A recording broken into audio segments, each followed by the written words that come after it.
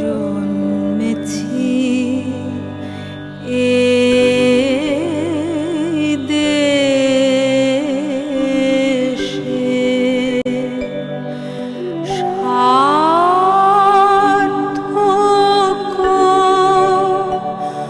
জনম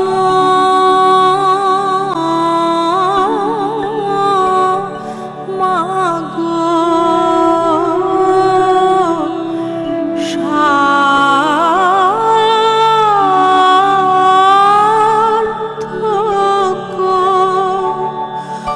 জনম।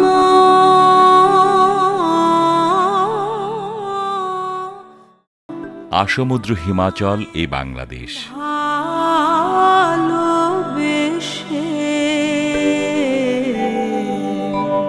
বলা হয় বঙ্গ শব্দের সাথে ক্ষেতের আল যুক্ত হয়ে শব্দটা বাঙাল বা বাংলা হয়েছে। তাই বাদ বা আল এদেশের জীবন জীবিকার সাথে ঘনিষ্ঠভাবে জড়িত।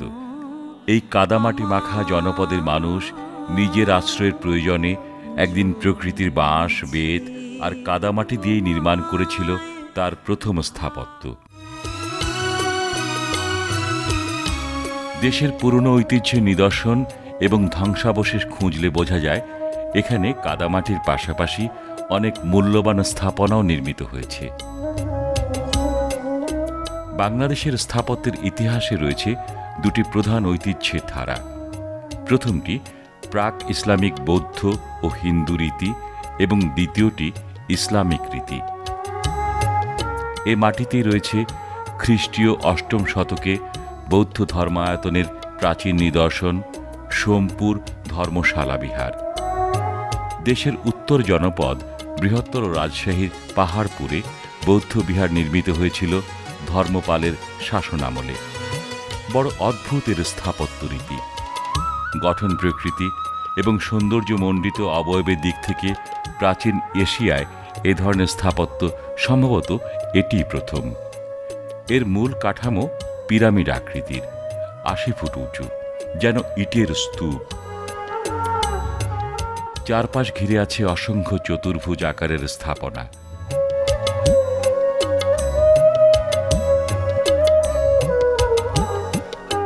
পোড়ামাটির বহু মূল্যবান কারুকাজও রয়েছে এসব স্থাপনার দেয়াল জুড়ে।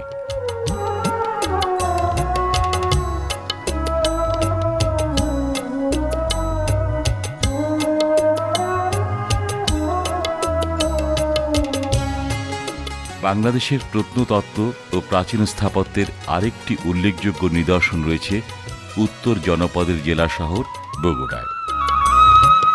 করতোয়া নদীর তীরে এক সময়ের প্রাচীন পুন্ড্র বা পৌন্ড্র বর্ধনী আজ মহাস্থানগড় নামে পরিচিত।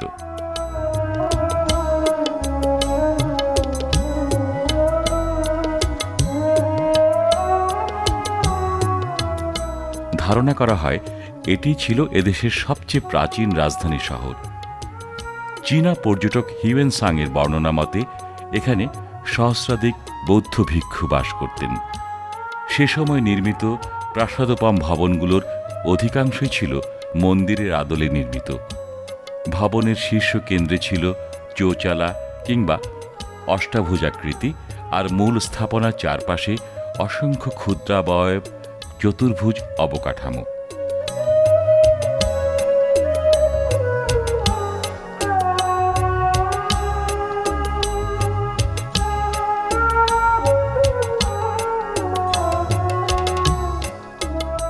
মহাস্থানের পশ্চিমে বৌদ্ধদের সুপ্রাচীন সেই বিহার বা ভাসু বিহারের অনেক দৃষ্টিনন্দন নিদর্শন আজও কৌতূহলী মানুষকে মুগ্ধ করে।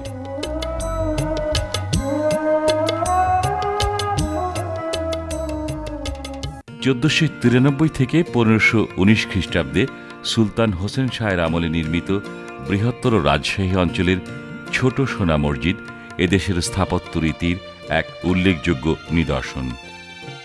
মসজিদটির বহিরাবরণ কারুকাজময় পাথর দিয়ে নির্মিত।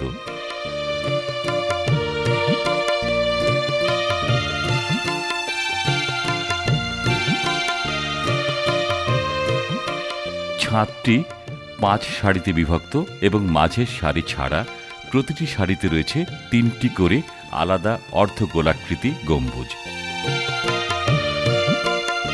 এই মসজিদ থেকে নির্মাণের অনেক মূল্যবান উপকরণ হারিয়ে গেলেও এই স্থাপনা দেশের ঐতিহ্যবাহী পুরাকীর্তির কথা আজও মনে করিয়ে দেয়।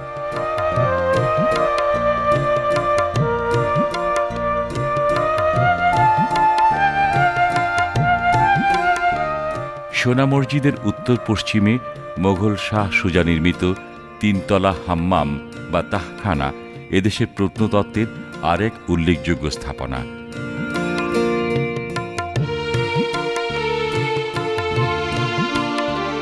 এক মনোরম প্রাকৃতিক পরিবেশে তাহখানার চমৎকার শৈল্পিক কারুকাজ দেখলেই সে যুগের শিল্পীদের মননশীল রুচির পরিচয় মেলে।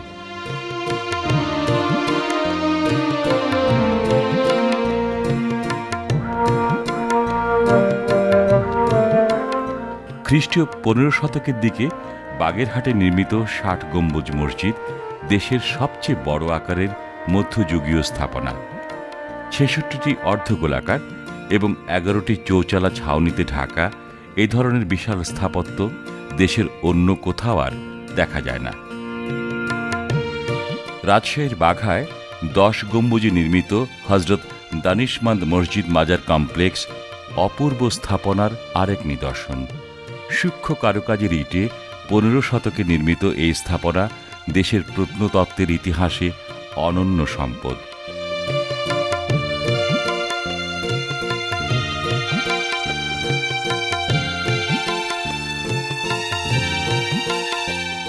সমতট অঞ্চল নামে প্রসিদ্ধ কুমিল্লার ময়নামতিতে রয়েছে বৌদ্ধ বিহারের এক অনুপম স্থাপনা, যা শালবন বৌদ্ধ বিহার নামেও পরিচিত। এই বিহারটি খ্রিস্টীয় 7ম থেকে দ্বাদশ শতাব্দীর মধ্যে নির্মিত।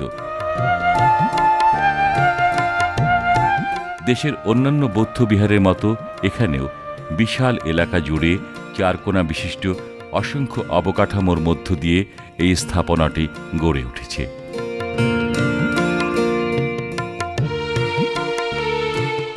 এখানকার ধসে পড়া ইটের দেয়াল জুড়ে পোড়ামাটির বিভিন্ন কারুকাজ যেন আজও দেশের প্রাচীন শিল্প সংস্কৃতি আর অতীত ঐতিহ্যের কথা বলে।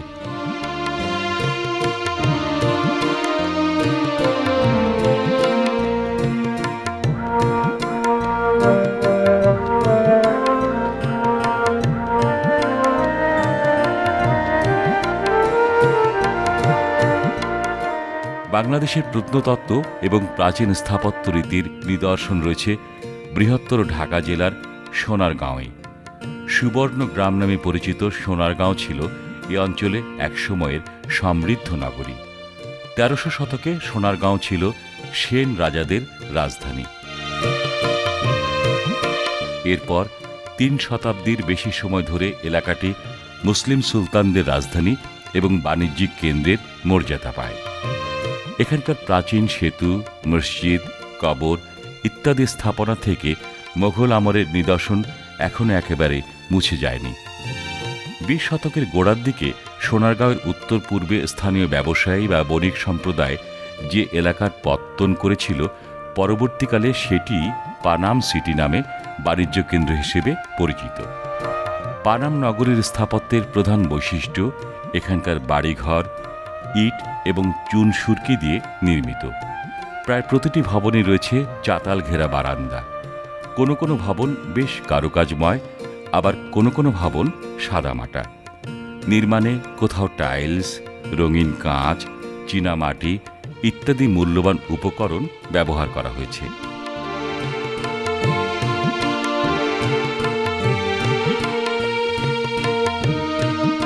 ঢাকায় মোগল আমলের প্রধান স্থাপত্য কীর্তি আওরঙ্গাবাদ ফোর্ট। 1678 সালে এর নির্মাণ শুরু হয়ে 1684 সালে বন্ধ হয়ে যায়। এরপর কখনই নির্মাণটি সম্পূর্ণ হয়নি। এই ঐতিহাসিক স্থাপনাটি এখন লালবাগের কেল্লা নামে পরিচিত। এখানে দুর্গের ভেতরে রয়েছে একাধিক ভবন।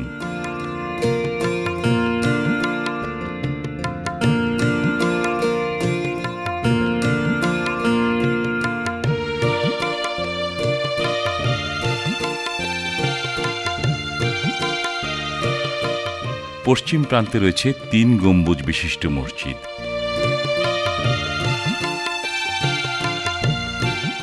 আছে সুবেদার শায়েস্তা খাঁর কন্যা পরী বিবির মাজার। লালবাগ কেল্লার স্থাপত্য শৈলীতে মোঘল রীতির সুস্পষ্ট ছাপ চোখে পড়ে।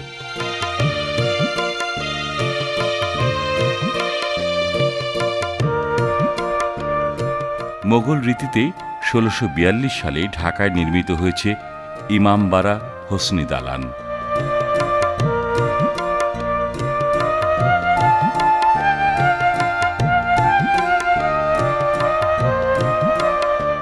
ইমারতটির 4 কোণে রয়েছে একটি করে গম্বুজ।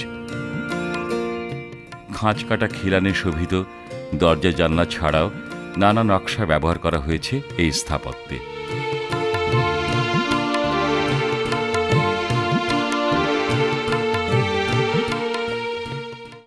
এ ধরনের প্রায় একই রীতি অনুসৃত হয়েছে 17 শতকে নির্মিত ঢাকার ঢাকেশ্বরী মন্দিরে।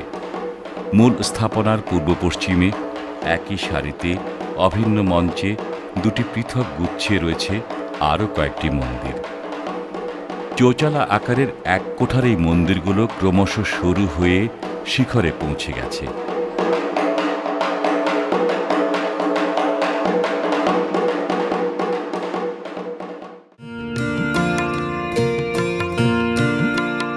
দিনাজপুরের কান্তনগরে কান্তজির মন্দিরটি একটি বর্গাকৃতি অবকাঠামোর উপর বিশাল অবয়বে নির্মিত। 1800 শতকে নির্মিত কারুকাজময় এই মন্দিরটি 20 শতাব্দীর প্রথম দিকে ভূমিকম্পে ক্ষতিগ্রস্ত হয়েছিল।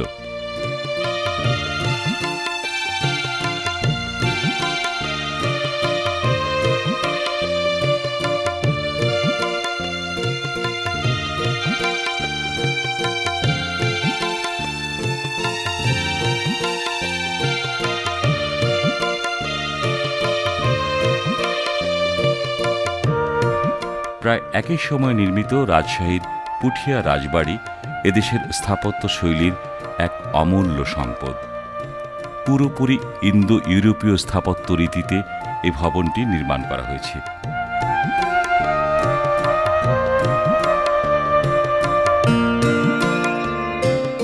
ভবনে ব্যবহৃত বিভিন্ন ভাস্কর্য শৈল্পিক নিপুণতায় যেন স্পষ্ট করে তোলে।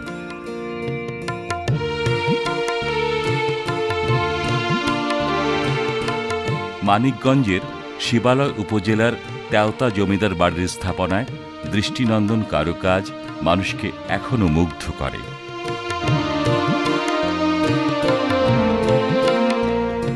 ইট ও চুন সুরকিতে নির্মিত এসব স্থাপনায় ইন্দো ইউরোপীয় রীতির প্রভাব সুস্পষ্ট।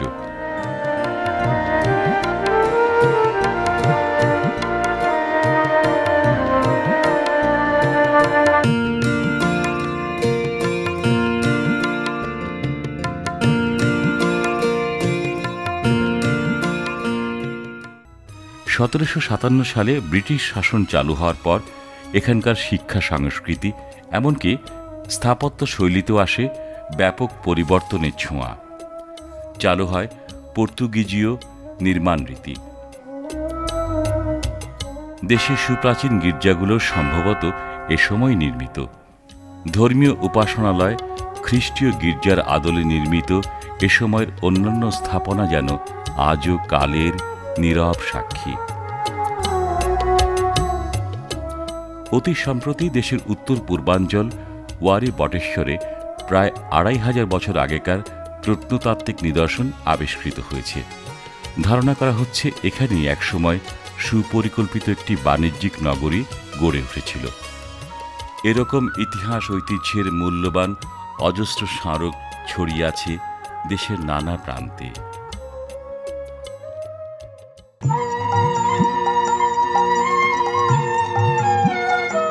অবিরাম অনুসন্ধান আর গবেষণার মধ্য দিয়ে হাজার বছরের এসব ঐতিহ্যের আয়নাতেই একদিন সার্থকভাবে প্রতিবিম্বিত হবে অনিন্দ্য সৌন্দর্যমণ্ডিত দেশের আসল রূপ।